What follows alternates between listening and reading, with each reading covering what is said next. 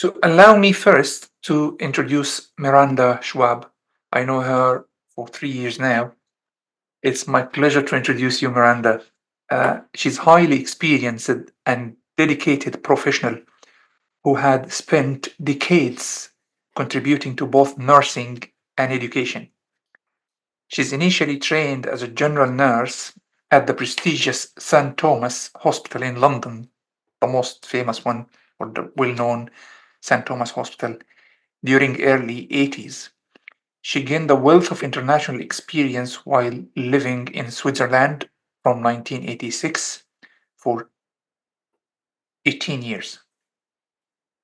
Upon return to the United Kingdom, she refreshed her skills through a return to nurse practice course at Southampton General Hospital in 2004, and then she spent several years in day surgery at Royal South Hants until 2007 before moving on to vital role as a scrub nurse in the main theatres at Dorset County Hospital. This is where where I work in the moment. And she just left. And she did work there as a scrub nurse from 2007 to 2013. Her leadership skills truly shone when she became urology theatre sister, as a role she held from 2013 to 2018. Most recently, she has been serving as the education lead, and that's why she's here tonight, in theatres from 2018 for 6 years, demonstrating her commitment to training, nurturing the next generation of healthcare professionals. In addition to her impressive clinical career, she has taken one of the challenge of expanding her skills further by enrolling in the CELTA course at the Bill International Language School, finished in August 2024, which speaks to her passion for continuous learning and continuous teaching. So please join me welcoming Miranda Schwab as she brings a wealth of expertise and insight to our session today. And I wouldn't leave that task without her thumbprints. And she's talking tonight about how to enrich your life and how to survive and thrive in the NHS operation theatres. The floor is yours, Miranda. Please go ahead. Thank you. Thank you very much, Waleed, for inviting me to share with you some of my thoughts. And thank you also to those of you who are listening. And I hope you find this interesting. If not, you have every right to challenge, to pass your own comments, and also to ask plenty of questions at the end. I've prepared a PowerPoint for you to look at some really nice pictures. I'm going to talk a lot more than what there's actually on the screen, but I wanted to just show you a couple of pictures. If you'd like to just show the first slide. So yes, I trained at St Thomas's Hospital. Back in the 1980s, when I applied to do my nursing, St Thomas's, St Bartholomew's and Guy's were considered the top hospitals to do training. And I had an interview, or I was offered interviews at all three. I went to St Thomas's as my second interview, and I liked it so much I couldn't be bothered to go and do my interview at Guy's, and I accepted a place at St Thomas's. St Thomas's, as you'll see on the next slide, is in fact the place where Florence Nightingale chose to have her first School of Nursing. So I can quite honestly say I am a Nightingale, a true Nightingale, in that I trained at the Nightingale School of Nursing. Now, the top picture, you'll see a big, long picture. That would have been a group photograph. They look as though they're in their third year. They're students, and as you probably noticed, even from the black and white photograph, the national uniform for nurses in this country has changed out of all recognition. In fact, we used to have to wear hats. when I started my training, we didn't actually start to use, or we weren't wearing or expected to wear aprons. Some of the senior nurses were still wearing them. These amazing frilly hats originally were starched. Then they produced something far more easier to wash and quickly dry and then pin in one's hair. Anyway, I joined the March 80 set, and I enjoyed my time up in London for 3 years. As Walid has already told you, I've done various things, but in the last 20 years, I've been working in theatres. So I want to go on really to the first big question or questions you've got here. And this whole evening is going to be a chance for you to reflect on your career to date and also where you want to go. So why have I chosen the whole big question about thriving and struggling to survive? Now, I'm just going to qualify why I think I am able to talk about this subject. In the 20 years I've worked in theatres, I have seen a lot of internationally trained doctors struggle to settle and to really thrive. And I think I've seen some pretty horrible things, and both the way staff have treated international doctors, but also where international doctors could have helped themselves by being a little bit more aware of how things are as a culture within theatres in the NHS. So are you struggling? This is a personal question to you. Are you struggling to survive in the NHS, in the environment of theatres, or do you think that you're actually thriving? Do you think you've come a long way? And the other question is there anything you can do to improve your working day in theatres? So if you just go on to the next slide, Walid. This is what we're going to cover this evening. I'd like you to reflect on your medical career to date, and we're going to identify some of the hurdles and challenges to success in working in theatres. I've got some top tips and how you might be able to thrive, or things that would help you to thrive, and also what to avoid. And I've also got some action plan and some suggestions, and then there'll be a time for questions at the end. So before you ask that question, could you just go back one, please, Walid? Okay. So I would like you, if possible, to have a pen and paper with you, because I'm going to ask you some questions. You don't have to share these answers, so don't worry, but there will be some questions that I'm going to ask you to make suggestions into the chat box. I would prefer that the answers are just quick words, short words. I don't expect a long sentence.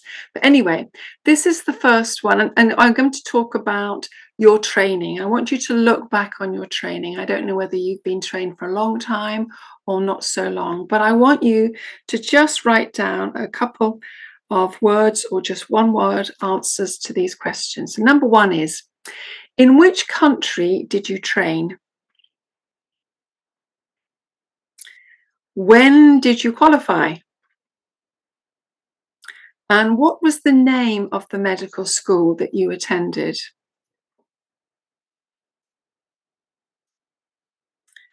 Which language did you use during your training? Did you find it easy to use English in medicine?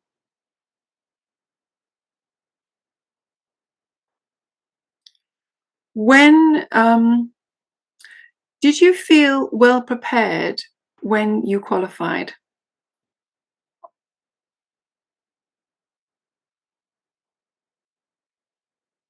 Now, I want you to think back amongst all the people who were involved in your training. Who did you admire amongst your professors or doctors as a medical student?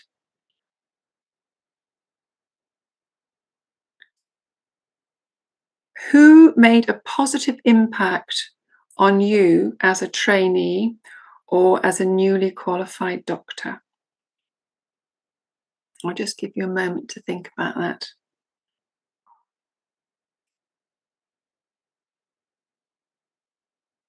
So now I want us to actually open up the chat box, and for the next slide, please. So you've thought about your training and being a medical student. So what style of professionalism did you copy and still follow today? Or there might be a negative quality that you try to avoid. I'll give you a couple of minutes to write your answers and we'll talk about them. For the first question, I can answer that most of our attendees here are from Egypt. Even they don't live in Egypt in the moment, but most of the names, the ones I recall that I know from before, are like Egyptians. Different universities, we have more than 26, I think 26 or 28 universities back home in Egypt. So I don't know which, but I believe we have some diversity in the term of that. And other questions, I think the answers will vary from one to another. Absolutely. Great. So does anybody would like to answer that question? Please feel free to write in the chat box, or if you would like to raise hand and speak, I am very willing to allow you unmute yourselves if you wish. Are you happy with that, Miranda? That's absolutely fine. I would prefer it if you want to actually say something. Yes, please. Yeah, so you are allowed to unmute yourselves and start your videos if you wish. Please go ahead. If you wish to answer that. Yeah, good guess. I said everyone from Egypt. The first answer is from Egypt.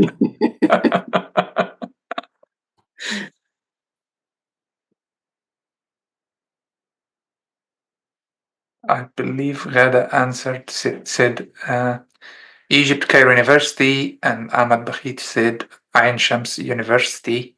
So two different universities. Okay.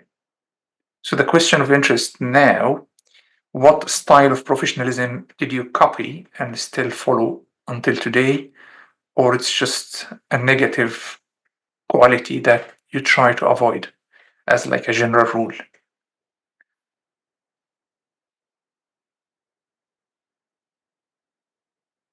Can we give them a hint, Miranda? What are different styles of professionalism? Well, you know,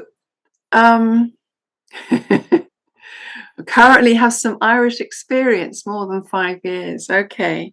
So what I really I'm trying to do in these questions is for you to see the actual differences that with your training in your home countries, how is it different?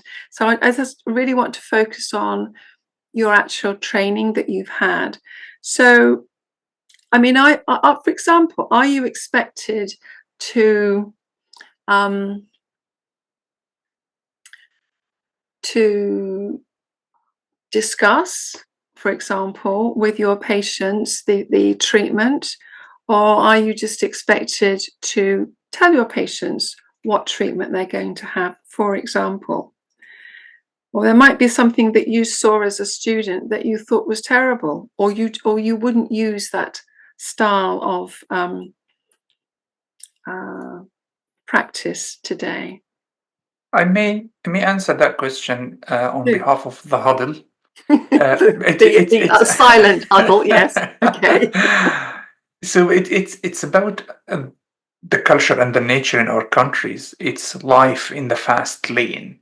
We're talking about huge numbers coming to the medical service, so it never gives enough time to discuss, explain everything in that nice way we do here in United Kingdom. So it's just the numbers. So in just for instance, if you see 10 patients per clinic, a full day clinic from 8 to 5 in UK, or 10 to 12, we see tenfold that number back home. We're talking about 100 to 120. It does not give you the time to discuss either as a medical doctor with your patient properly, to take an informed consent explaining everything, or even with your seniors to take his opinion. I made that decision, or I had said that to the patient too. So teaching happens in the classrooms, and this is where it is supposed to be, not on the clinical situations in most of scenarios. I wouldn't say like generalization is a bad thing all the time. So I feel we are always under pressure, massive time pressure. So that's why we don't have the time to discuss even the way of discussion. If I'm suppose I'm the senior and uh, Ahmad Abbas is the junior, Ahmad, in this hospital, we're doing this, and that in that fashion. Please do it the same. There's no time.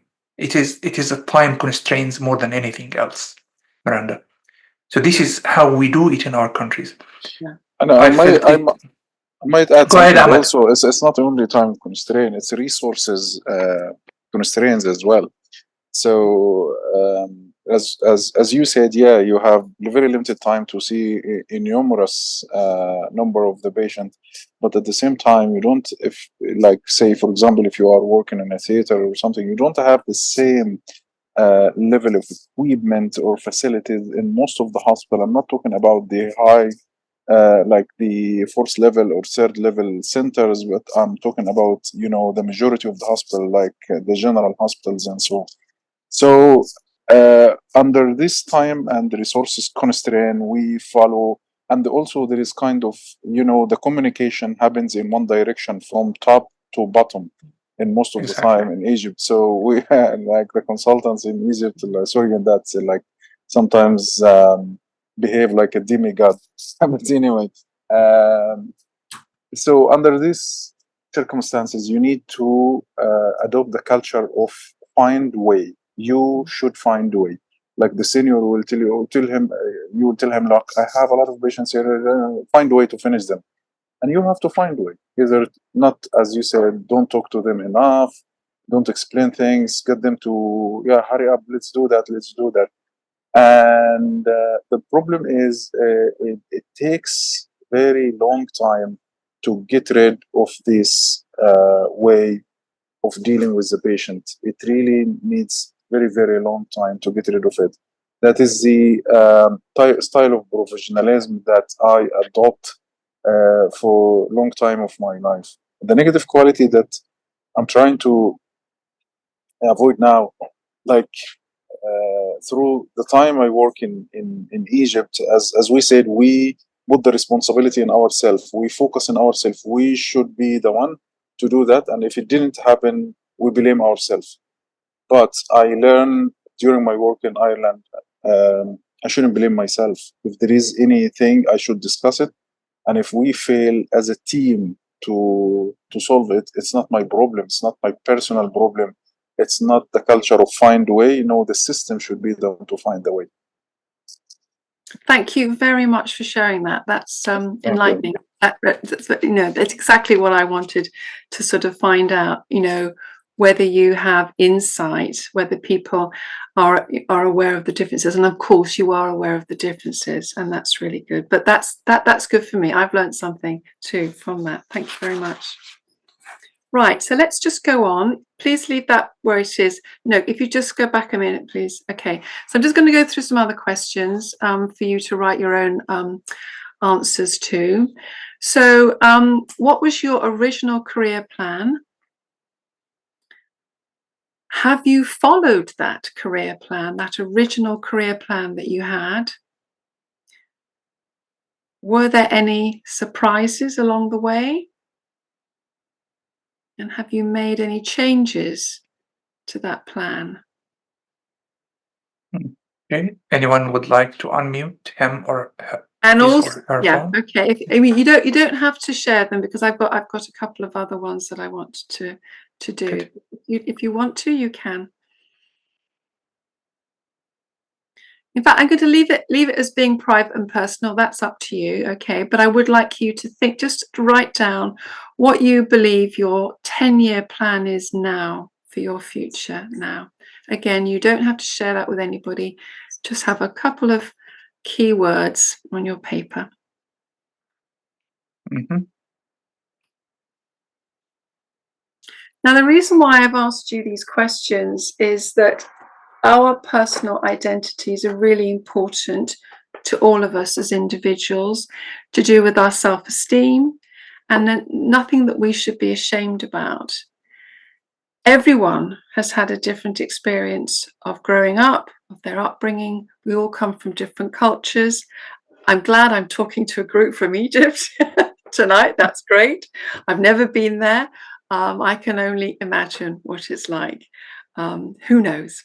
Whether I'll ever get to Egypt, who knows? Anyway, but what I'm trying to say is that everybody has different experiences and upbringings, and there is the most amazing diversity that you will find in hospitals in the NHS today. It's quite incredible how many different people, and most of the time we don't know where half the people that we work with where they actually come from. But we do need to be curious about other people and to show respect, and that's a two-way thing, to other professionals and also colleagues and as individual people. So that is why I've brought these questions up, just so that you look at your own background, where you've come from. So let's continue with your medical journey. So Walid, if you'd like to put the next question up, what made you want a job in the UK? And if you want to write in the chat, or if you'd like to be honest and actually share, please do. What made you want a job in the UK? Wally, can I ask you first? What made you want a job in the UK? Or that is the first question I was asked in the first meeting I attended in my department. Walid, why you came here? Honestly speaking, after being 5.5 years in Republic of Ireland, almost 6 years, it's very challenging to get any consultant post in Republic of Ireland. And whenever you get any post, I would say you have to accept it, because it may not come again. So that may be a remote area or some place that you wouldn't be interested in, but you have to accept it because it's once in life chance. That was not palatable for me. I didn't find myself happy to accept any post as a consultant anywhere in the country, north or south, east or west. So I knew that if we're talking about 15-1 chances in Ireland, it's 1-1 or 2-1 in UK. So I can apply for more jobs and I can get easily into a place I would like to be, where it is, from my perspective, at seaside. So I had 3 interviews, accepted in the 3 interviews, so that reflects what I'm talking about. You may be waiting for a year or 2 until you get any shortlisting in Ireland. So jobs are more easy to find in the British system. And honestly speaking, when I spoke about this with my Irish colleagues, they said, yes, all what you just need to do differently is be more careful, because the complaints are more common in the British system. So it's not a big ask. If you learn the system, you can avoid that easily, or you can avoid that. I wouldn't say easily, but again, it's all about the insight and the challenges. But again, after joining Dorset County Hospital, and I'm here now for 3 years, I realized that it was absolutely a right decision. 100%. I miss my days in the Republic of Ireland as like a community. They are more social, but I'm happier in the NHS system because it gives me all what I wanted, as in the term of the career, the question of interest. Yes. It's interesting. I just saw in the chat box about better education or different education for children and different jobs. And that's the sort of answers that I would expect, really. I'm very aware that as international doctors, you network as much as you possibly can, going to seminars, conferences, and it's not surprising, is it, that within every hospital you will see groups of surgeons, anaesthetists who are all from the same country. And that's great because it usually means they are happy colleagues, they are supportive, you've been through different situations, you have the same cultural values. That's great. You do have to be careful, though, that when you're working in these teams, that you don't exclude other people who are not from those cultures. It's just just be aware of that. I do have memories of trying to remind some surgeons who were speaking the same language all the time over the patient during operations that maybe it'd be better if they spoke in English.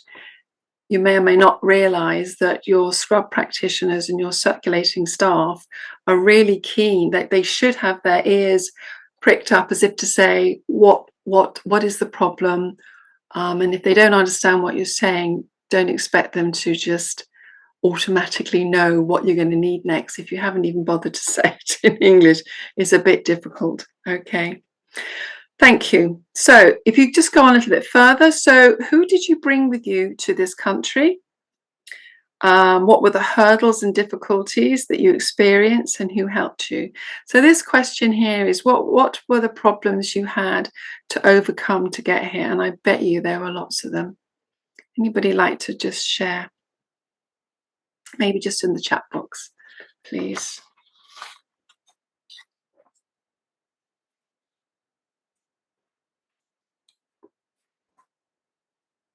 Did you have any problems getting your children into schools? I wonder. Communication mainly. Oh, well done. You are my star pupil today. Thank you, Ahmed. Communication. Can I guess for you? School systems, limited contact with other parents, teachers' expectations that they're making on your children as the pupils, language difficulties, maybe with your parent-teacher talks and things like that. Anything else I might have missed? I would like to speak. Yes, please. So I don't think this. I'm coming from Irish system since I worked in Ireland since about 5 years and more. So the main issue was in when we came from our Middle East or to join Ireland, was the communication is the main big star, which was had difficulty in it. And the main that we are not always familiar with all this amount of communication should be done all the time with the patient, with the nursing, with the doctor, with the surgeon in the theater, and it should be always done. When we get in the system, it was a little bit difficult, but when we started to familiarize ourselves step by step, it could be better, easier. I'm currently shifting myself to another system, which is British system. I'm just joining a few days, so I cannot judge my career plan or my situation here in UK. A little bit different, not much difficult, of course, but I'm talking in general, not myself only. The main problem which we came from the Middle East. I came from Gulf region to Ireland before 6 years. We were not doing all this communication with the patient and with the team. We were doing it partial in Arabic, partial in English. Yeah. Yes, of course, in the theater with the surgeon and with the team. And then most of the team was English speaker because they are coming from Asian from Philippines and India, and also the same here in Ireland. So it was the same also, but not the amount of communication between us and patient. And the system was to somewhat extent automated in the Middle East, computerized more. So when we shifted to Ireland, we found there is more system shifted to more paperwork, and more paperwork means you need to go through the file in a specific way to get the details and information before you go In and handwriting be fashion. in touch and be in touch with the patient after that. So it's the dilemma of communication and dilemma of collection of information in a very fast way, and the hand over this information to the patient. And the meanwhile, before doing any procedure with the patient, even to take the consent or put a cannula or put any taking blood pressure reading, we have to communicate with the patient and explain everything about that. And this is most important. And as mentioned by Dr. Walid before, it wasn't done before in our culture in the same way. So a little bit, the people have a little bit difficulty to do that and to communicate, not communicating only, documenting what they communicate about it in the file. I Yeah. can take that to another level as well. As Ahmad said, I back Ahmad for what he said, but I can take that even to another level, Miranda. Even if you're professional using your medical language in day-to-day practice with the patients and consent forms, you feel socially absolutely isolated, because when it comes to the dining room or the coffee room, people start to feel more comfortable using their own slangs, colloquial language, their own even words that you're totally unfamiliar with, different accents, what I call hard or low level accent. And then you sit, what are you talking about? I feel isolated. I'm on the same table with them. But at this moment, you really feel that you're socially isolated. And it doesn't come for me as a mother tongue of an Arabic. No. I do the professional English communication in the term of the medical communication, but when it comes to real life, different accents do a lot.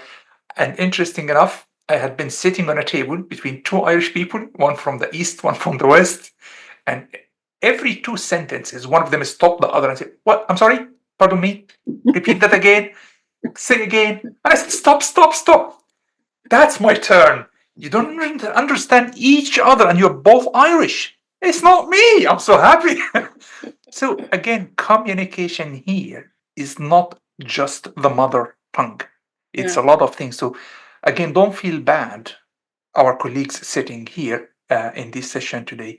It's a long journey, and that's why we are here today. I put the title to that as thrive in the NHS, not just survive in the NHS. I don't want our colleagues coming with a massive load on their shoulders about the communication, thinks, my mother tongue is Arabic, I'm not doing the proper way of communication. It's me. It's partially me. Don't be hard on yourself. Yeah. Stop Yeah, Walid, self-flagellation. And that's your turn. I'm sorry. You're absolutely right. And this is why I'm going to go on quite quickly in a minute. And because I just wanted you to share a little bit about your own situation. And I'm not surprised by anything that has been said, but I do have some little tips for you. Okay, so should we just go on then to the next one? So this is not, what does anybody know which mountain this is? It's not the Alps. It is actually, it's the Alps. And I put that there because I used to live in Switzerland, and I share this with you now because I do I've had an experience of living abroad in Switzerland for 18 years, hence my Swiss surname. And although you don't have to go to Switzerland to get a Swiss surname, but I was married to a Swiss. And rather than Everest, to me, this is the north face of the Eiger, and on really clear days I could see this right in the distance, like ghostly sort of figures, on the horizon high up. Absolutely beautiful. Anyway, so what I want to really say Have to you climbed them before? Sorry to interrupt, Miranda. No, You the didn't. north face of the Eiger is one of the hardest descents to do, and many climbers die. Actually, I have other stories about that, which I won't go into. Okay, so as you've already arrived and you're working in the NHS, you can claim some success. You've got here. And however you've got here, through whichever means you've managed to get here, and that's really good. And maybe it feels like climbing the Eiger, and you're not at the summit to enjoy the view, but there are still some hard climbing to do. So let's have a look at some of the challenges. If you go on to the next slide, please. Okay, first day, new job in the NHS. For the gentleman who talked to me just before, I don't know whether you've had your first day yet in your new job, but this may feel very real to you and hopefully is relevant. So you're going to get a local induction. You're going to be introduced to your surgical team or your anaesthetic team, your theatre team as well, and all your colleagues. Hopefully you'll be shown around the theatre department. And then there's the hospital layout. Oh my goodness, you've got so many bits of information coming from all over and you're trying to retain it. So if you'd like to go on to the next slide. I believe this is Pool Hospital, isn't it? I have no idea. I just it is. But to be honest, I knew that there would be a hospital that it would be recognised. Okay, so here's your local induction. So how do you order your theatre shoes? And how do you get to have your own changing room locker? And then you've got to find out the keypad codes to get in through all the different doors, even to your office. And then hopefully you've been given an electronic code tag to get through those doors into theatres and to get out again. And you also need your ID badge. I have a little story. One of our consultants, when he came on his first day as a registrar, he rang the doorbell to come into theatres, and I challenged him. I said, well, so you're new? He goes, yes, I'm new. I said, so where's your ID badge? I said, well, I shouldn't really let you in, but I said, I will. But I said, you make sure you go and get your ID badge, because other people can actually say, no, you can't come in without your ID badge. Every day is this Tom and Jerry story. And so you need to know where you need to get changed into scrubs, where to even get your scrubs, and what happens if there aren't the sizes that you need. Who do you ask? And then you hopefully going to get directions to go to the correct theatre wing, or even to the correct hospital where you're going to be working, and you need to know where and which theatre suite you're supposed to be in. And basically, it is stressful. It's very, very stressful. And I'm sure if you're not in this situation at the moment, you have memories of it. And I accept, unless you're in a permanent consultant post, I would imagine this will be a situation that you will find yourself in, not often, but a couple of times. And it is really, really stressful. So let's have a look at the, and this is the other little problem. What is their name? You've been told so many people's names and you can't actually remember them. So I've got a little bit of a top tip. I once was introduced by a new registrar colorectal surgeon, and he got it off pat. He knew exactly how people we're going to remember his name.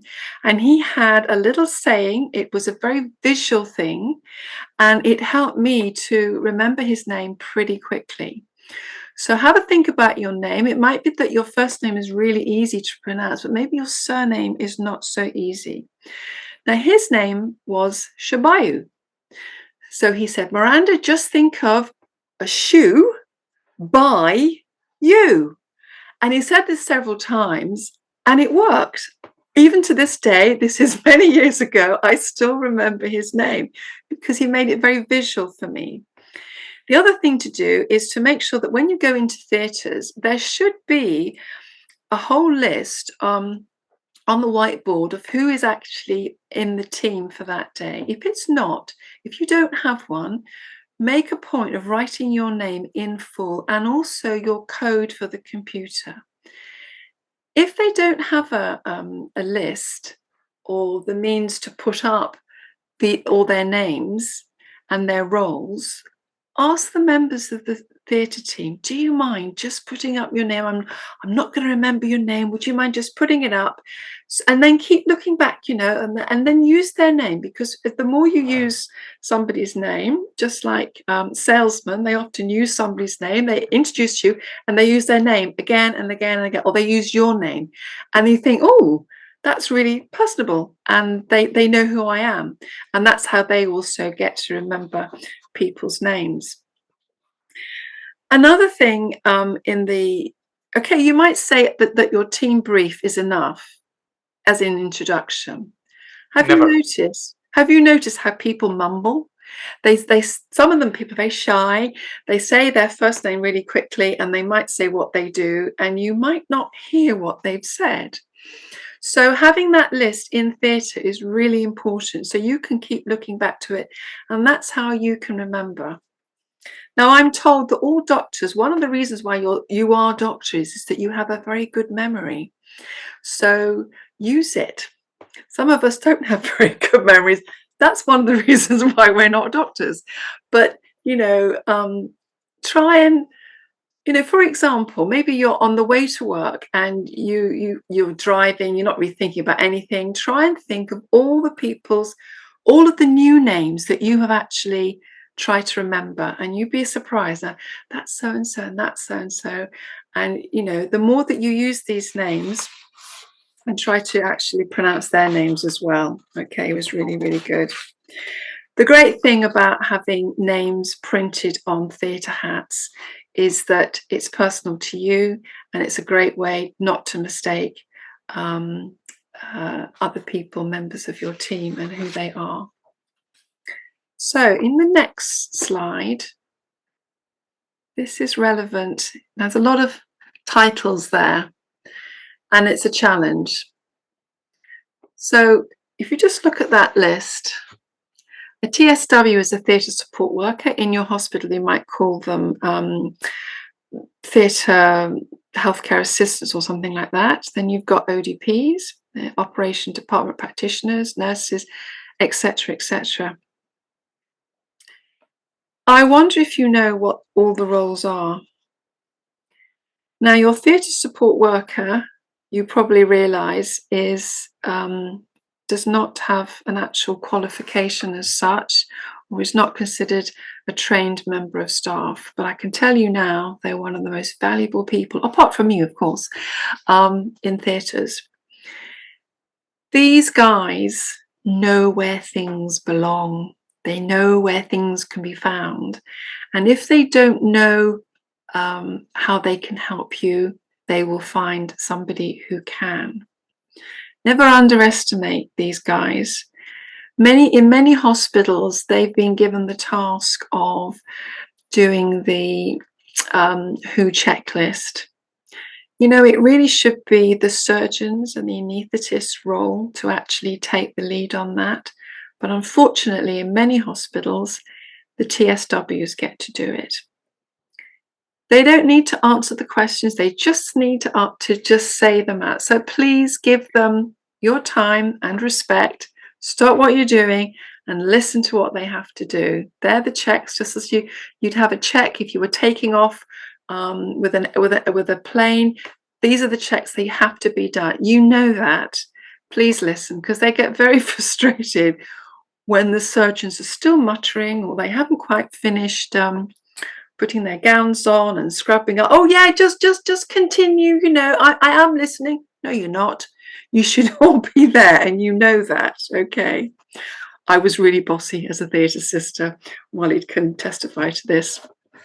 Anyway, TSWs are not allowed to count drugs, but they can count swabs as long as they are with the trained member of staff. So don't ask them to do things that they're not allowed to do. They do their care certificate when they come into their role. It's a national certificate. They all have to do it. It takes about 12 weeks. So they're not completely unaware of basic nursing care. And many of them go on to do health and social care level 3 of NVQ. So you do need to know their name, and because they can help you, you'd be really surprised. A scrub practitioner is a band 5, and a surgical first assistant is more than a scrub practitioner. So please don't ask your scrub practitioner to retract for you. It's not on, I'm afraid. And you need to find out what the local policies are for your hospital, what they can and can't do. Your surgical first assistant, they are invaluable, especially when you don't have members of your immediate surgical team to help you. They might need to be, it needs to be organised before. Have you noticed the differences between somebody who's a nurse and who's an ODP?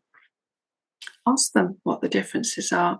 You'll probably find that the nurses have more experience about the clinical, about medicine, about different illnesses and diseases, probably far more than your ODP.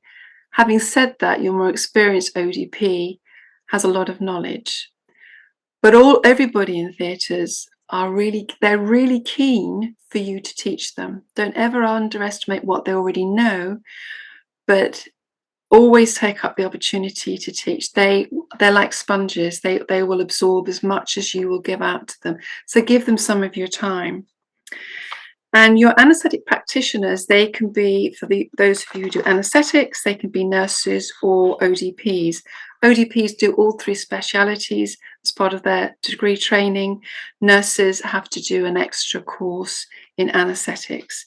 And I'm sure those of you who do anaesthetics, you have probably noticed a couple of little differences.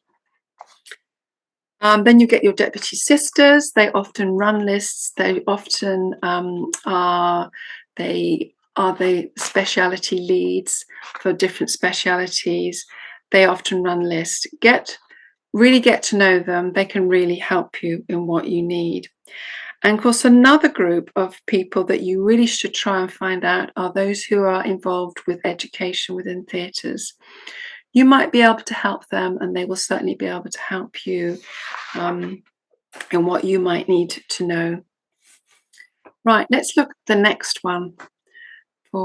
Next, please. So these are my helpful tips. I'll just give you a moment to look at those. I really want to concentrate on the 6th point.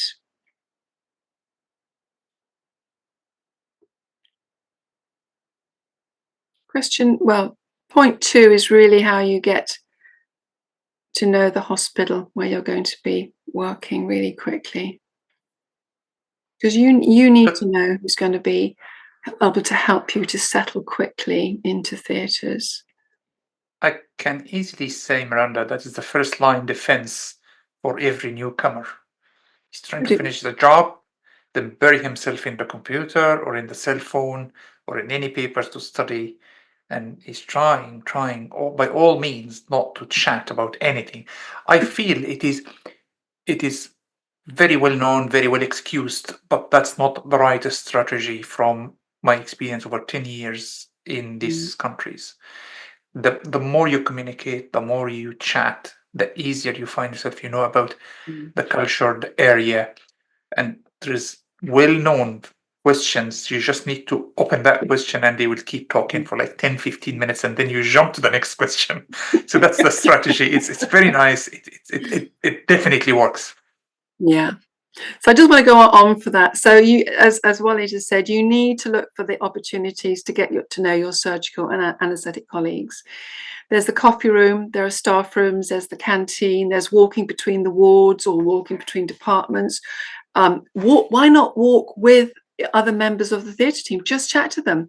You know, as Walid and I know, where we've worked at DCH, at Dorset County Hospital, we have the main theatres, we have East Wing. That's a good sort of 1 or 2 minute walk. If you're walking with a colleague, you can get to chat to them.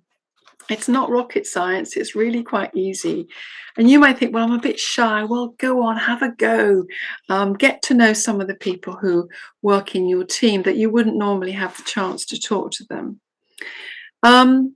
Put your phone away when you go into the coffee room. I challenge you to do that.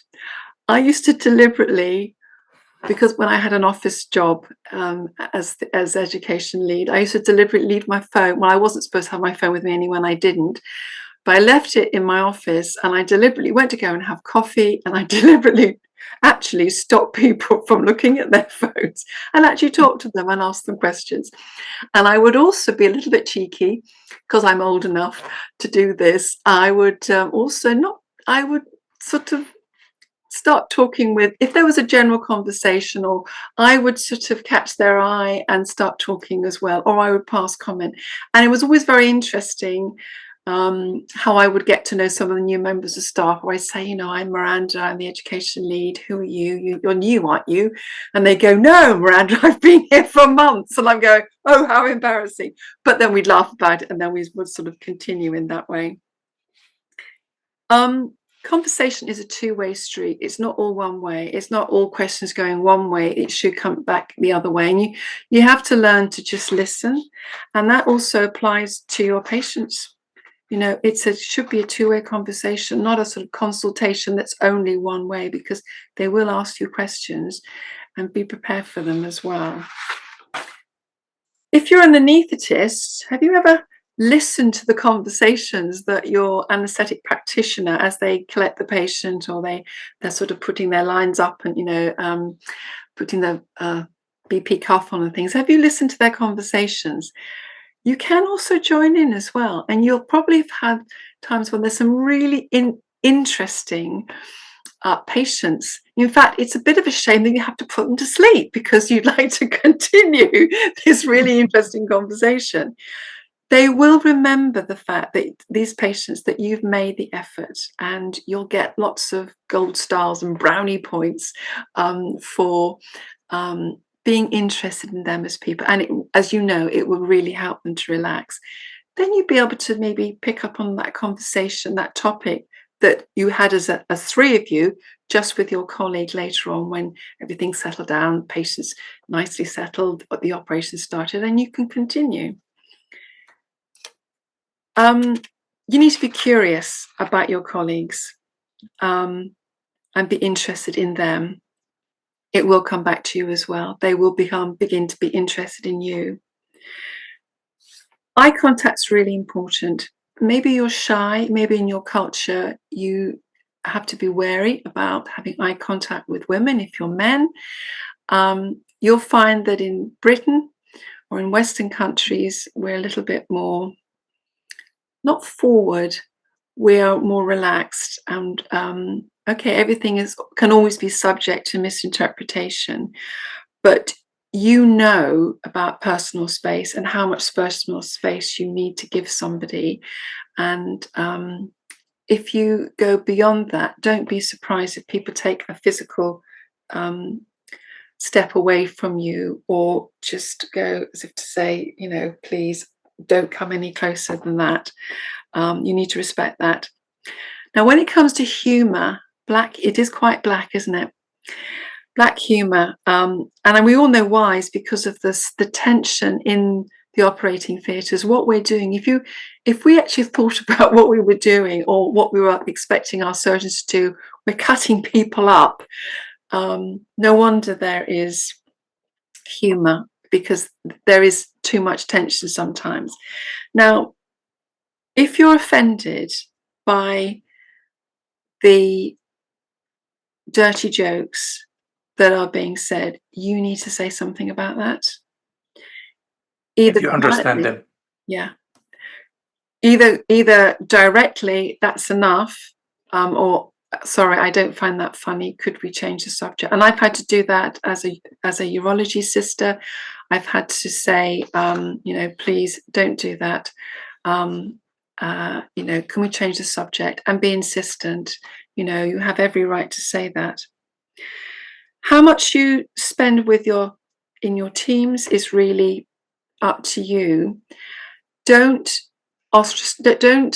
separate yourself from people. Walid, you said you felt a little bit isolated. Now, maybe you don't want to go to the pub, and I understand that. I never particularly wanted to go to the pub with people that I work with, because sometimes I think I don't know them well enough, and with alcohol on board, people's behaviour does deteriorate. It doesn't take long for some people. So don't be expected, or don't think you have to go. You don't. But there might be other social possibilities. As consultants, I've known my urology consultants actually invite as a social all the people in his team or in their team, but also some of the theatre staff as well. And that's a really nice way. They're invited, I've been invited into their homes, a large gathering, and being able to meet some of their wives and their children. And that's really lovely. And it's not difficult to get involved in that way. So just lastly, in the next slide, these are some things to avoid. Please don't become a complainer. You'll be easily labelled if you complain about what's going on, if there's always a delay. You need to appreciate that your theatre team are trying desperately to make sure everything is available. If you haven't asked them for something and you suddenly expect them to have it, you might have to wait and you might have to be patient. There might be days when there's a lot of sickness in the department, so you will get a poor skill mix in your theatre, and you might feel that they lack experience and they will be frustrated as well as you might be frustrated. So try and be really supportive and considerate, and please don't cast any blame. Respect, this is quite important. I've seen this in a couple of situations in coffee rooms where the afternoon surgical team, I'll name them, orthopedics, have desperately wanted to get on. It's a new surgeon. They want to know. They come into the coffee room and the first thing they say is, "Who's in my team? Have you finished lunch? Can we not get started now?" Now, staff should have protected meal times. They need to relax in order that they can give their best, their 100% for you for the afternoon. So please be considerate. They shouldn't have to stop eating in order to sort your problems out.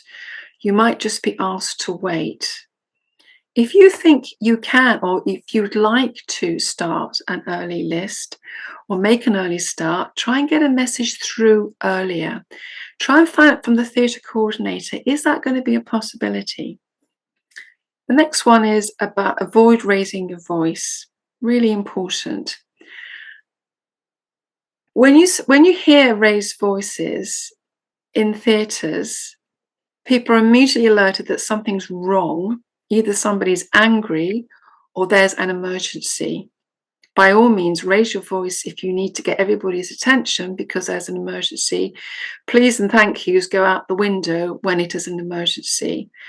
But otherwise, and if you're going to argue with, if you have a disagreement with somebody, please do it privately. If it's your colleague, go somewhere quiet and please don't argue with staff of any level. If you have a concern, you can bring that up during the debrief. You can ask for the theatre coordinator to just come in, just step in and just quietly say, "I've got a problem. Please can something be done about it." But if you're going to have a temper tantrum, I can promise you the staff in that room you'll get it. You'll be branded as a, you know, with your temper tantrums and you're very precious, but also staff won't want to come and work with you. And in the end, you might wonder why you don't have a team left. You need to nurture that team. I know you get frustrated. We all do. But part of the debrief is to identify problems that you have or things that could go better, and they should be addressed. Whoever's running that list, it is for them, and you need to get them on board and say, can we please address this for next time? Be polite. I know you can. I'm sure you can. The next one is, don't think you're above everybody else. Arrogance is not tolerated. Years ago, when I was working in training in the 80s, we did treat our surgeons and consultants like gods, and they were quite abusive and rude and arrogant. You can't get away with that these days. You really can't. And so I would encourage you to ask somebody you trust, who knows, who's seen how you work, take them aside and just say, is there anything about my behavior which is upsetting or is not acceptable? Would you please tell me? And just listen to what they've got to say. It takes a lot of courage for somebody to make a complaint. And as you know, when people make complaints, they'll be asked to make it in writing. So half the people go, oh, I don't want to do that. Maybe some people will come to you and say, I have a problem with you as a person. I want us to talk about it. Or maybe somebody is a bit off with you. They're not really relating to you like they used to, or they're a bit short with you. Are they having a bad day? Take them to one side and say, are you all right? Have I been rude to you? Are you offended? And then apologize and really mean it. I am so sorry for how I've treated you. And this is, and the other thing is, don't be swift to take offense. Cultural differences are sometimes enormous, and it works both ways. I learned to be very, what would the word be? To really try and understand my international colleagues, to understand what it's like for them, to understand the differences. And that was by talking to them. Many of your colleagues might not feel, they feel you've got to behave just like us. Well, no, our behavior and the way we treat people is sometimes and often not the best. And ultimately, we want patient safety, don't we? If we're going off in a half, or being rude to people, or being very, very short with people because we're offended, you know, ultimately communication has broken down.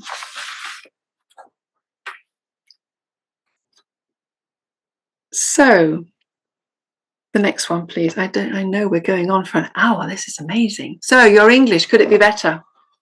I'll just read this for you. Has your English plateaued? That's why I've got this lovely picture of an alpine scene. That's a sort of plateau before you continue. Do your patients and colleagues find it difficult to understand you sometimes? Do you struggle to find the right words? Do you speak fast and hope people understand the gist of what you're saying? Or do you mumble so others can't hear your mistakes? And do you let others do your talking to patients for you? You probably know exactly what I'm saying. And the last, this is an action I would like you to consider. The next one, please. Walid. Mm-hmm. Walid is writing things down. Okay. So these are I'm writing my questions. I know. So you can go back and have a look at it. Okay. So as Walid mentioned, I have in fact retired from nursing, but I have retrained to teach English as a foreign language. And maybe you would need to consider trying to improve your English or taking it on to another level, so that you are more confident. You can find the words easily, and you can have conversations with patients or your neighbours at home or people that you meet in the street without too much difficulty, because you have more words, more vocabulary, you are more confident with your grammar, you have a much wider horizon, or a broader horizon of experiences or interest in the British culture. So this is why this is here. I do provide online conversation English lessons. They are tailor-made for my students, and to include all your linguistic needs. And there is an aspect of British culture awareness that I also include. And there are my contact details if you would like to contact me. I am taking on new students at the moment. So finally, we're way over an hour. Is the last. Are there any? Thank you so much for listening. I hope you're not asleep. If you are, wake up. Do you have any questions or any comments? Thank you. Okay, so I'll just leave that slide in case anyone would like to take your details, Miranda. Thank you. And yes, so I have 3 questions for you until people start putting their questions in the chat box. Please feel free to unmute yourselves if you'd like to ask in a verbal or an audio format. Just Walid, can I just say before you start your questions? Okay. Because I am Go ahead. just walking from the train to the car, so I don't have too much time. It's a kind of comment to Miranda, or not comment. The problem we had a week ago, the annual meeting of the Irish Egyptian doctors in Ireland, and we had a few presenters. Mainly it was kind of medical legal advices and financial advices. So I would say, Walid, you organized this lecture little bit late than it should have happened, because if I hear this lecture, I would definitely include it in the program. But are you okay, Miranda? Of course, it has passed already, and we are looking for another year to do the other or the second meeting. Will you be happy to present at this meeting? Of course. Thank you very much. I think I will be in contact closer to October 2025. Okay, that's lovely. And yeah, it's lovely lecture. A lot of points. If I learn it earlier during my career in Ireland, it would have made a very big difference with me. So thank you very much for the lecture. Thank you also. And we'll hope we'll get you in Ireland either in person or through Zoom. We prefer in person, of course, but we'll see. Yes, please. We'll organize it. Good. Yeah. Thank you. Thank you very much. Thank you. Thank you, Ahmed. So before my questions, Miranda, allow me to add 3 advices here, if I can say that. First one, I believe all of them are easy to say, difficult to adopt or to do. First one, keep your smile. What makes everyone comfortable dealing with you is when you keep your smile, even if it's a stressful situation. Again, absolutely. It's a very easy to say, extremely difficult sometimes to do. When you're struggling in your mind to cope with everything around you, it is sometimes difficult to remember to smile.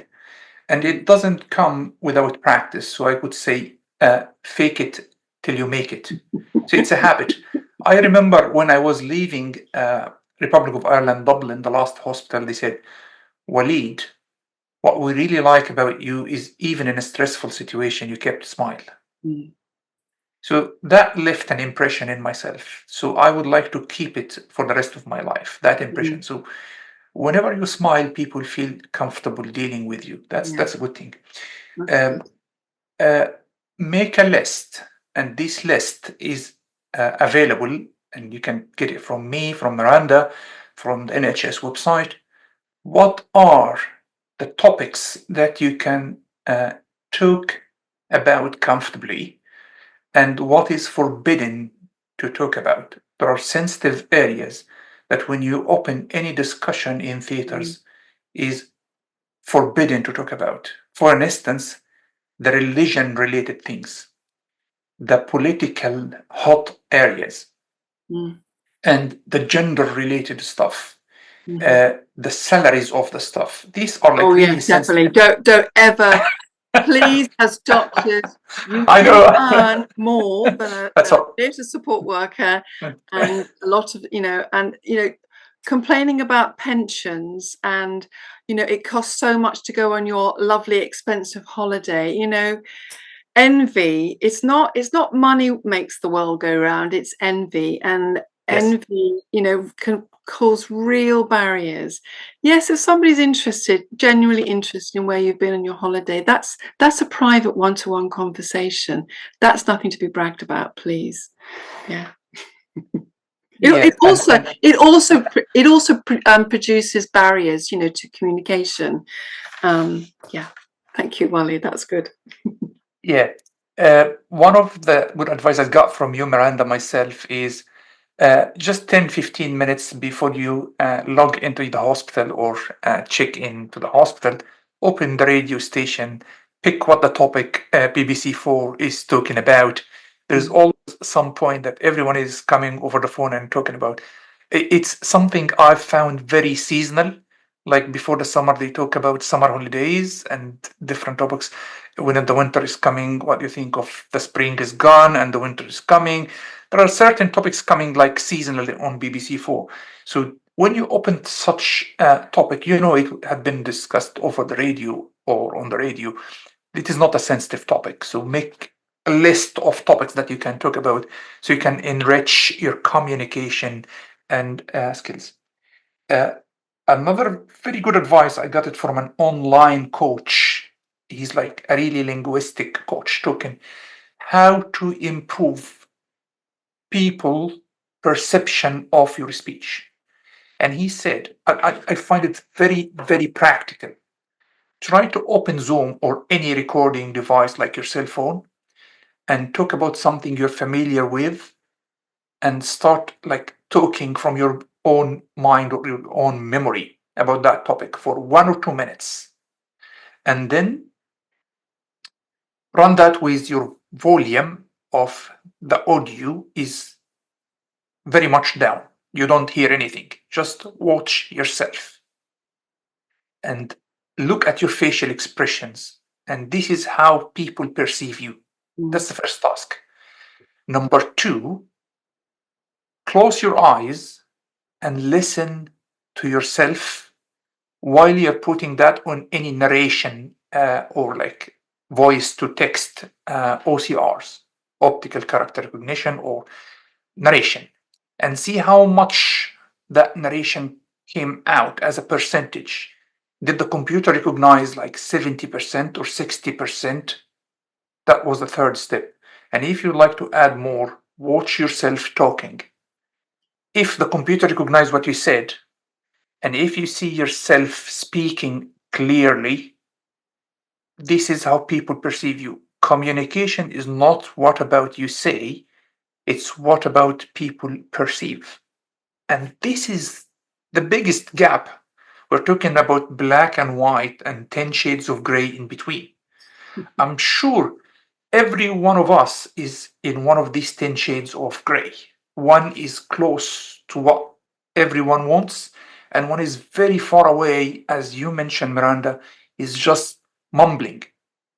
No one understands what he is talking about. So everyone is just ignoring him, not to feel bad.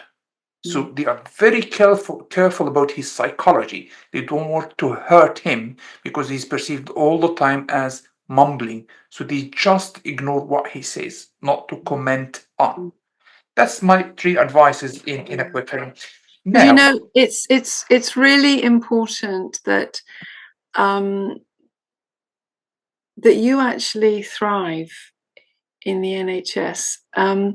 it's important that your patients like you, that they understand. I mean, do they understand everything that you say? And if they don't, you might notice that they look worried, or they just don't understand what you're saying. And as one of you have already said, you know, you're spending a lot of time with a patient, trying to get their consent, doing everything else, and you probably don't have very much time, but how you communicate is so important. And I all too often hear the negative things, and that's unfortunately how people are in this country. We're very, very quick to pass a negative comment about a doctor if we didn't like them. Oh, he didn't bother. You know, it could be, you know, from any country. Oh, they weren't interested in me. I couldn't understand a word they said.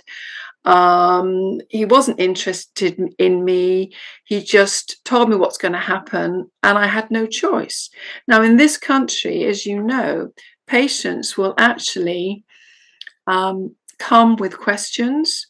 They will challenge you as to what you have suggested about the treatment, and they are more than prepared to ask for a second opinion. Now, maybe that's not something that is the norm in your own countries, but in this country, and also because of not so much social media, but people have a lot more access from various websites to find out about their conditions. Whether they have perceived it properly is another matter, but they will come and they will challenge you. And if you're rude to them, they will not talk in a positive way about you, or even commend you to some of their friends. You know, personal choice is really important. And initially, they won't get to see the same doctor every time they come for a consultation. But as you go higher up in your profession and become a consultant, I can tell you now, you will want people to say, oh, he's a really good consultant. I hope you get him. He's really nice. But you have to make sure that you are really nice, that you have the time, that you explain things as clearly as possible, that you improve your English, because that's how you're going to succeed. It's all about communication in all the forms that takes. I'll shut up now. No. I'm totally supporting you with that. Reputation is everything. You build your reputation via your communication. It's crystal clear. So, are there any questions from anybody? Anybody like to say anything? Yeah, please put your questions in the chat or by mic, unmute yourselves. I have three questions, Miranda, myself. You had been in Switzerland from 1986 to 2004. Yeah. As a different culture with multilingual culture. Like, I know that 60% is German, 20% is French, Italian, and other languages as well. Yes. Had you been working as a nurse in No, in Switzerland? I met my Swiss husband in England, and this is the thing about communication. I didn't feel that my German was in fact good enough for me to work. I didn't feel safe. And so I didn't work as a nurse. I did other things, and I brought up a family. Now you understand where we're coming from. Oh, absolutely. Absolutely. Okay. So here, tell me about a challenge that you had found in Switzerland. Not in the medicine, but reflect in that conflict and how you felt in that situation. Well, I learned German a little bit at school. I learned French and used to fall asleep in my French lessons because I really didn't understand the grammar. German was easier, although I decided not to take German O-level because I didn't feel that I was as fluent as I'd like to be, but I understood the grammar. So, you know, many years later, when I was 20 24. By this time, I had met in England my Swiss husband, and I went back to live in Switzerland. Now, I was married into the culture, and that helped tremendously, because I do feel as though I understand the Swiss-German culture. Swiss Germans are very, very hardworking. My husband was certainly a workaholic. They had their set ways of doing things, so I learnt to fall in, and they have, there's certain things you can and can't do on certain days of the week, and I had to learn these things. I had to learn that on a Sunday was a rest day, and you didn't do your washing, even though in an apartment the washing machine might have been free, but you weren't supposed to do the washing on a Sunday, let alone actually hang it outside. You weren't supposed to wash a car on a Sunday. There was, and then I got told off. My wash day was a Thursday, and one of the feast days falls on a Thursday. Nobody told me, and I was too busily doing my washing, hanging it, because there used to be one washing machine for maybe 6 flats or so, and we'd have a sort of daily rota as to who would use it, and my day was Thursdays. So I got this very, very stern, beautifully written message, a note in my in English from the owner. He said, "Today is Sunday." I felt like saying, "No, it's not. It's Thursday. It is a Sunday. We do not do washing." So things like that. So I had to learn the hard way. But I understand the culture. I understand the country. Oh, we have a question.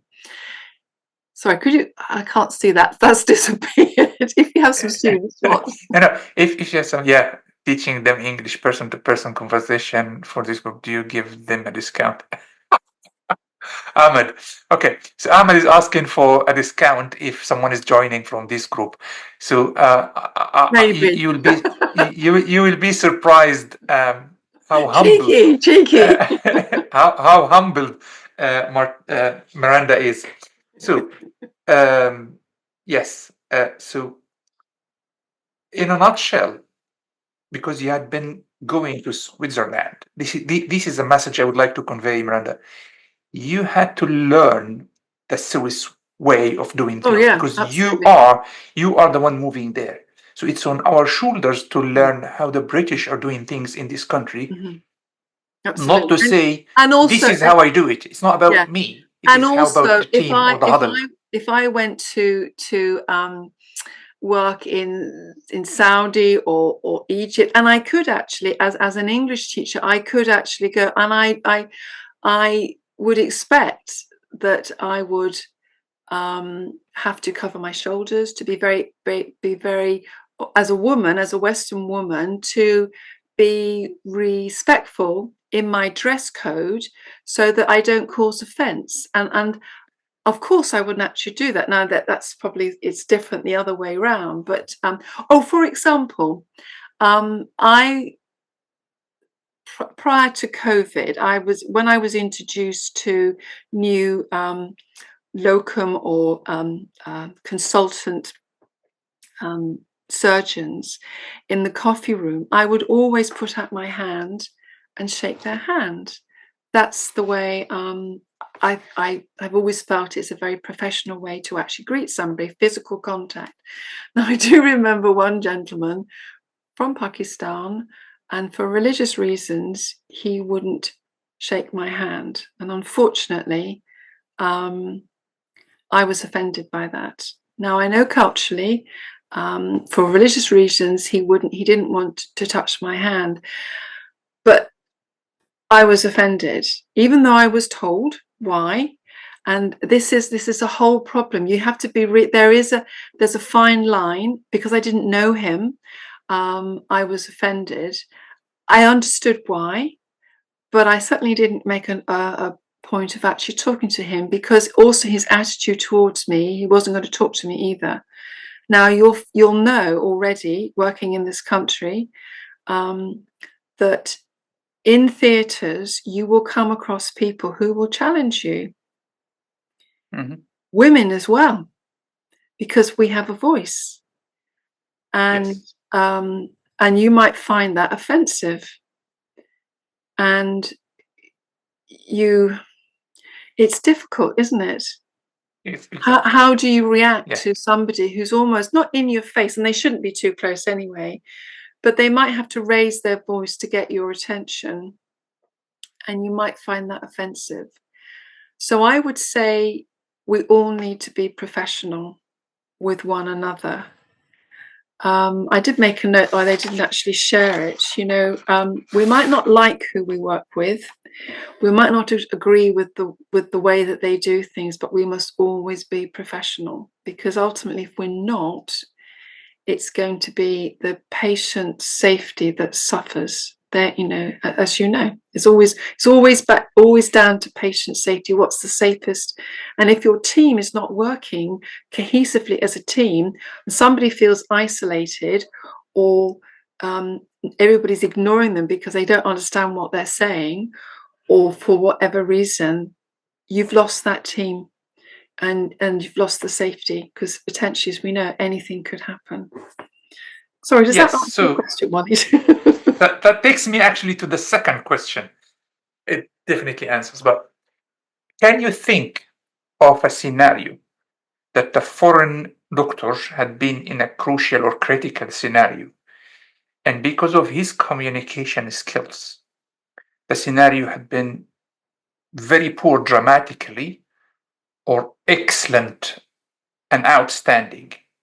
Just imagine or not imagine, bring from your memory any scenario that this is a foreigner team leader, and he's either excellent team dynamics because of his communication skills, or very poor team dynamics. And either of these scenarios, how was your impression at the end of that scenario? Can you recall anything? I can recall a. With names if it's good. No, it's not, Wally, because you know them. I can recall a new registrar being given. I was scrubbed for, or I was leading a list for a breast list, and there were two problems. We had a breast surgeon whose communication skills weren't brilliant. He was a bit arrogant. He mumbled, and his actual technique of he didn't use diathermy for mastectomies, and this patient was actually losing a lot of blood. And then we had a non-native speaking anaesthetist.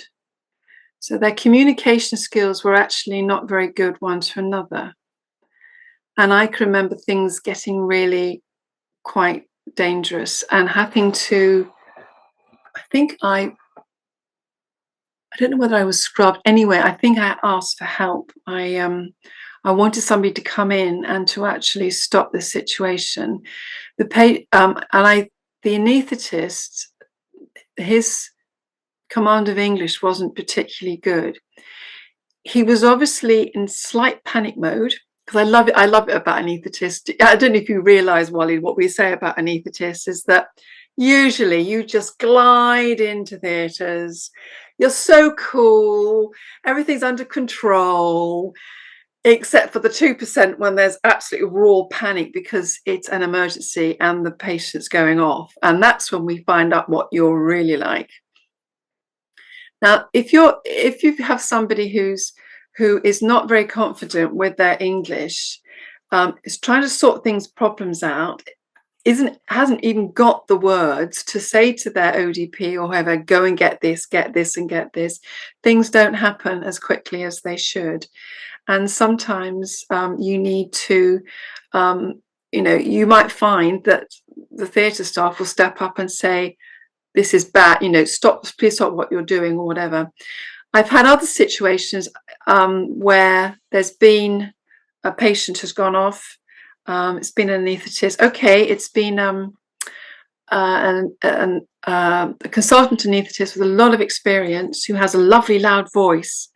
And boy, did he use it, because the patient went off and he immediately said, and it might have happened to some of you as surgeons, stop what you're doing, and they've started to do heart massage, etc., etc. And people have actually all looked to this consultant anaesthetist to actually shout out the orders, because they just took control. They got other people to come in and help, but he was, he shouted out exactly what was needed. Raised voice. So if you mumble, that's not going to help, is it? If you stutter, if you struggle to find the words, you need those words at your fingertips just to use, and people need to know. And I also know of anaesthetists who explain to their colleagues, their OTP or anaesthetic nurses, what the plan A and the plan B and the plan C is if it all goes terribly, terribly wrong, so they all know. And as you know, it's great having somebody who's working with you and they've actually got what you need before you've even asked for it, which is fantastic, isn't it? That comes with experience. But yeah, so yeah, I've seen some pretty awful things. I've seen people being really rude. But that's sort of what comes to mind. I've got Yes. so much, like I can't remember everything. So the take-home message from what you said, Miranda, don't take that as an offense if you're new to the country. No. That's my point. No one is against you as a new to the culture. So the scheme they follow, everyone is following is a SPIES, SPIES.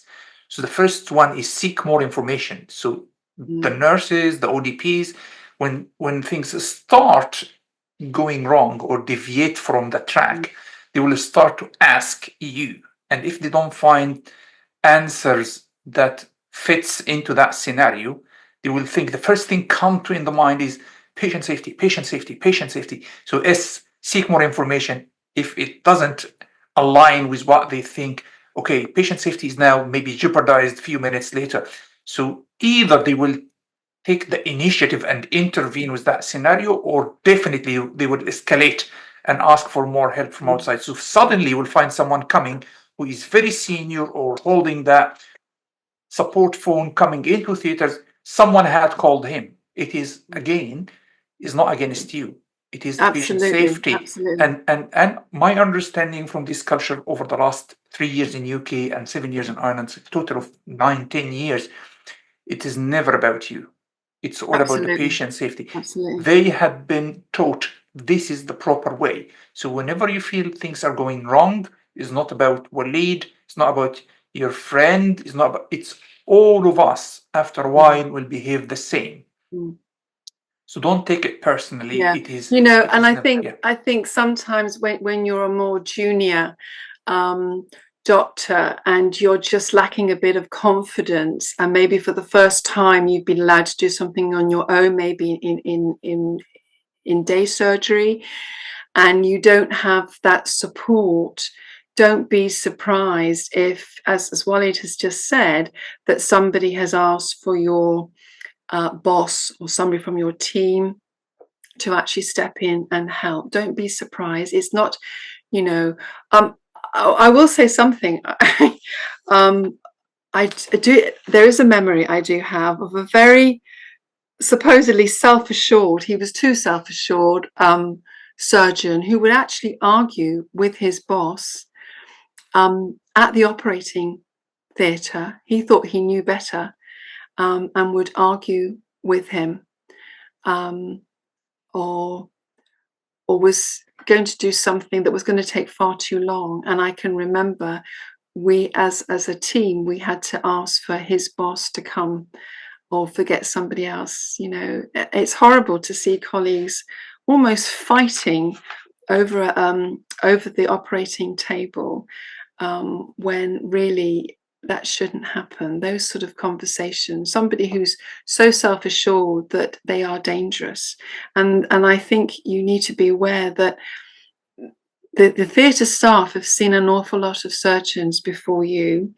They have a lot of them have a lot of experience. They've been in some rather unpleasant situations, and they will look at those situations and think, how could we have done that better? And that's what the team debrief is of the WHO checklist, is to look back and say, how could we have done it better? And of course, when there is a really bad disaster, something awful has happened, you know, be involved in the official debrief for that team, because if somebody dies on the table, that's not what is expected. You might be upset. Don't forget the rest of the theatre team, they're very upset, you know, and it might be a question of just checking in with them maybe a day later. You okay? You know, and they will want to know why that patient died on the table. It's really important that you include them. They are human, and we all want that our colleagues want to come back the following day to work. You know, and I used to say to my students, don't ever go home upset and having not talked to anybody about it, because we want you to understand the full picture. And students often don't get the whole picture, and that applies to staff too. Maybe they don't know the underlying other causes that your patient has because you haven't told them. Or they might not know of all the risks that everybody is taking in doing the operating, you know, the actual procedure that you're doing. You might just need to have a little word with them. You know, we should all care and look out for one another, because it's so important that, you know, people will want to work with you. Some of you might work in hospitals where you have the same team all the time, and that's great. But there are other smaller hospitals where the team is constantly changing, and they need to feel part of that team. And you'll know when your theatre team are not happy with one another or with you. You'll know, unless you're really thick-skinned and you know, you're completely insensitive, you know, and maybe you need to just say, is everybody okay? Or go up to one person and say, you know, what's the matter? What's going on? What have I said? You know, why you know. And you'll also find too, if people join who've been asked to come to work with you, to do scrub or circulating, especially if they haven't done it for a long time, they probably will tell you, I'm really sorry, I haven't done this for a long time. Now, don't panic and go, oh, they've sent me the wrong person. You know, you know, they have enough skills. They just need you to be patient and to preempt and say what you're going to need, so that they're able to say, yes, you're going to need this, and this. Talk it through. I'm going to need this instrument. I'm going to need that. I'm going to need that. There's nothing wrong in that. And even if they don't ask for your help, just nicely say, you know, or I hope you know that's what I particularly like then, and I'll ask for it then. And you know, and if they don't know how to put something together, show them. You ought to know. Don't always assume that your scrub practitioner will know how to put everything together. And please don't shout at them if they do it wrong. You know, there's nothing worse than having a scrub practitioner who's in bits, who is so upset because they will be like a rabbit in headlights. They cannot see because they're so upset. And the last thing I'll say about that is that when it comes to losing a swab, they will tell you if they've lost a swab, hopefully sooner rather than later. I know you won't panic, but help them to try and find it. It's one of the most important things for a scrub practitioner is to be able to count all the instruments in as correct, and also count them out as well. It's incredibly important, and it'll be a distraction to them, you know. So be aware of that, and don't hide them. Don't hide those swabs in all sorts of places. I could tell you where I've found some of them. Not nice. Okay. Now, that takes us to the last question from my side. Coping strategies, Miranda. Now, suppose something very bad happened now. I could be, as a foreigner, the most experienced anesthetist in the room, and that's then my task is to support others. Or I could be the vulnerable junior anesthetist in the room, and I really feel at the end of that day broken because of the patient had a side effect I was part of, or failed intubation, or difficult intubation, or a broken tooth. I will feel broken at the end of that. So What would I suggest? yes, I am aware that there's a lot in the NHS system to support both sides. As a junior broken, to take care of him in a proper track, again, to properly amend all his broken sides, or as a senior who is seeking help for a junior from third parties like well-being committee. So I would like you to get from your own experience how you reflect on these coping strategies in the NHS systems, how to recruit them, either a junior or a senior, because this is some good area to know about, which is hidden. And we when it comes to practice, when it comes to a bad situation as international or immigrant doctors to the NHS, it is the last thing we give attention to in our very first few weeks until something bad happens. And if I'm lucky, I will find someone to advise me this is coping strategies, or this is a supportive service we have in this hospital, or I'm unlucky, so I'll keep it to myself, hide it, go home, feeling so frustrated, so upset, and I will keep it to myself, and then no one knows. Which is not healthy, is it? I mean, that's why we have, is it quite a high incidence of suicide amongst anaesthetists, because they have all the tools to do it. And, you know, so if you have a junior doctor, and this is what I would do for my students as well, you need to watch for the signs, and you will know the signs. And it's a question of, you ask somebody how they are, and then you ask them again, and you actually listen to what they're saying. You might have to probe a little bit. Maybe you're not the person for them to talk to. Maybe they need to talk to whoever is looking after them within the surgical or anaesthetic team. I would imagine, well, you ought to have somebody that you can go to. Now, within the hospital, you may not remember from your hospital induction, but you should be able to find out on your web page for the hospital, if you look under health and well-being. Now, there will be people who are trained as mental health first aiders, or who should be available in every single department. If you can't find anybody in your department, you by all means contact them, and they'll be able to find somebody who can just, make sure you're okay. Because you see, as doctors, you aren't supposed to be unwell, are you? Nurses aren't supposed to be well. They're supposed to be, amazing and not have any problems. But don't go home, and that applies to you as well. Don't go home. Go and talk to a colleague.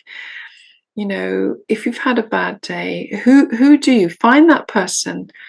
Who do you go and talk to? Who is sensible and who will basically listen?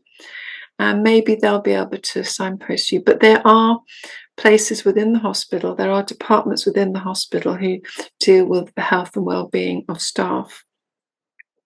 It's really important. And, and the other problem is, sometimes I've had students who have seen something they haven't liked, or they've upset them, and they've gone home or gone back to where they are with other students, and they've painted the most awful picture to people who know nothing about medicine or nothing about surgery, and have painted this awful picture of what this terrible thing that happened, and then it blows out completely out of proportion. So that's the other extreme, where you have to be wise. Do you take things home to your spouses?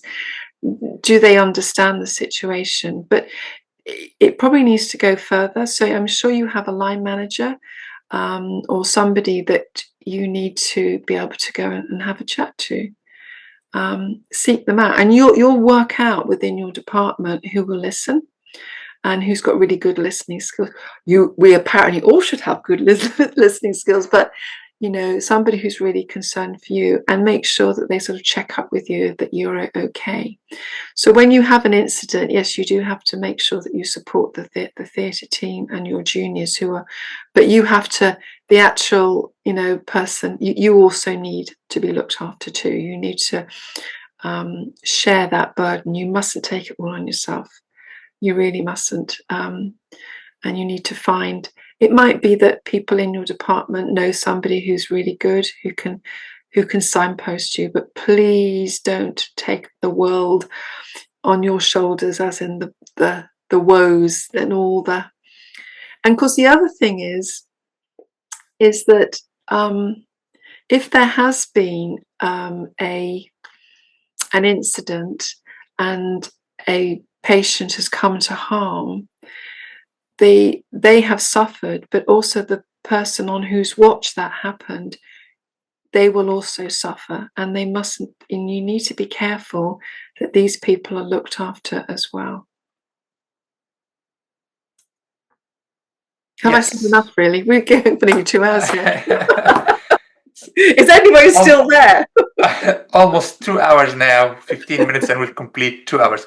Okay, thanks very much, Miranda. That was very joyful discussion. We didn't feel the time. I didn't feel it myself. I asked our colleagues here if any of them has any questions. Please feel free to unmute yourself. Any questions? So now Hendy is saying thanks very much, Miranda and myself. Yeah, so as I promised, this series of NHS or Thrive in the NHS is to continue for more and more talks. The list of the talks are on my Facebook profile. I wouldn't repeat them again now. You all need to go to the bed. Tomorrow is another working day. And hopefully you consider me or Miranda your own mentor in the British system. So you can always drop me a message on. And me too. If there's anything, Absolutely. you want some help with or anything. Yeah. I knew Miranda for the last 3 years, and whenever I wanted to offset any bad things I would like to speak about, I open with Miranda. So she's my friend and colleague, and like we're not just workmates. It extends beyond that. So I always feel happy because she keeps her smile like myself. So and it is, my smile is genuine. It really is genuine. Yes, exactly. Yes. Yeah. So please drop me a message, drop Miranda a message if there is some bad situation you would like to talk about, and make sure that all what runs in these rooms or these chats are really confidential. Apart from the video tonight, it will be on YouTube. Oh, really? Oh, dear. What have I said? So yes, and I really thank you again, Miranda, for being here for 2 hours from your family time and for supporting the team here. And it's been a pleasure to have all our colleagues here. And hopefully, it's not the end of the game, not the end of the story. See you in more and more talks about Thrive in the NHS. If you'd like to conclude this meeting, the floor is yours, Miranda. Thank you very much. Thank you. That's lovely. Well, I'd like to thank you, Wally, for asking me. As you know, I can talk forever and ever. But it's been, and I hope it's been really helpful. Communication is really important, and as I said before, if you want any help with your English, to improve your English, so that you might feel as though you've actually plateaued. If you want to go even further, I'm more than happy to provide lessons for you on a regular basis. It would be good. Try it, see what it's like. You get to talk to me. I don't do all the talking. I actually try and get people to do all the talking to me. Don't I? Thanks. Have a good night and bye-bye for everyone. Thank you very much Good evening. indeed. Thank you. Bye-bye. Take care, Thank one you. and all. Bye.